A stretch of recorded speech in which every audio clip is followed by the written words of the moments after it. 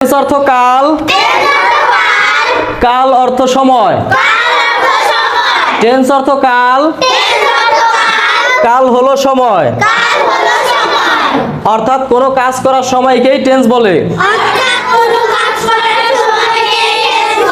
Tense কাজ করার সময়কে টেন্স বা কাল বলে।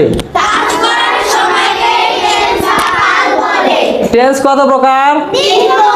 তিন প্রকার। বলো প্রেজেন্ট টেন্স, বর্তমান কাল, যে আমরা যে এখন পড়তেছি এটাই বর্তমান কাল।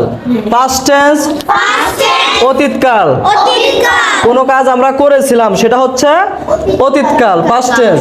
ফিউচার টেন্স, ভবিষ্যৎকাল। বলো ফিউচার টেন্স, ভবিষ্যৎকাল।